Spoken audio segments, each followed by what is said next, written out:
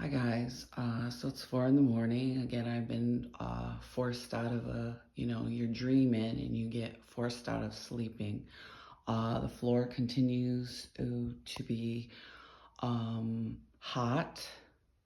So they continue this, whatever equipment they have or whatever device or whatever they put together continues.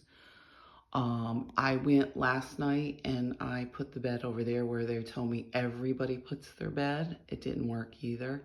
It was the same sort of thing. The floor was cold. The floor is cold right now in most areas of this room, but it's been hot all night over here in parts. You'll get almost like burn marks on you. It's very uncomfortable. But once you get up, it dissipates. And it sort of collects in your blanket and stuff. So it's not like you can move around and throw the covers off. It's almost, I can liken it to having a heat gun on you.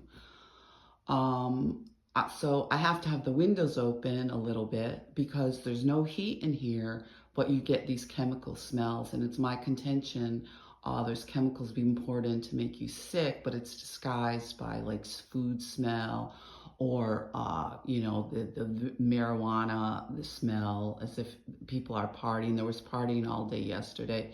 I understand it's Christmas, but it's just outrageous here. The police were here. The Albany Police banging on the doors. I believe they know people next door. They asked if I know them. I don't know them. But I believe they are connected to this Mr. Winters, who years ago I was set up with his son. He had passed away. I just Googled recently.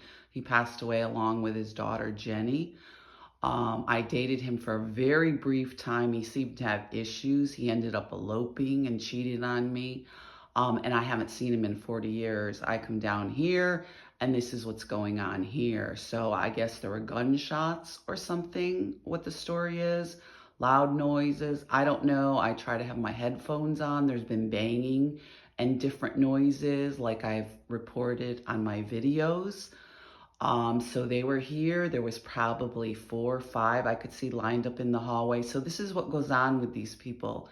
And this has gone on repeatedly where I've lived. I've just made, or tried to live. I just made a video about looking at the various studios recently, and the same kind of thing is starting again.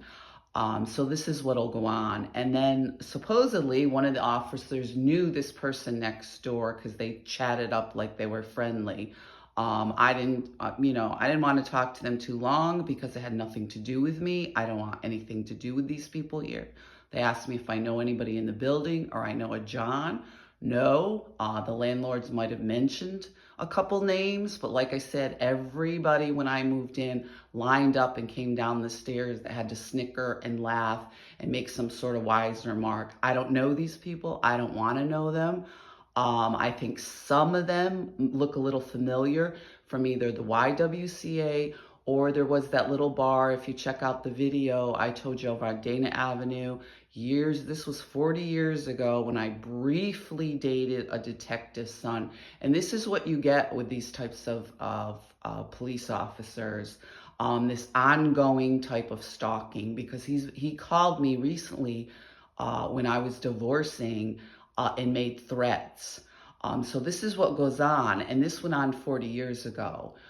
So we have the same thing again because now there's comments being made as I try to get another studio. So be safe out there. This is what we're dealing with housing. This is what victim survivors deal with. And certainly, when you have been involved with a police officer. Like I said, I dated him briefly. I didn't want to. When I came up here to Albany State, my first roommate was involved with police officers. Be safe. And the people that believe that they can continue this stuff because they know police officers. And we'll get into that because they continue the harassment here. Be safe.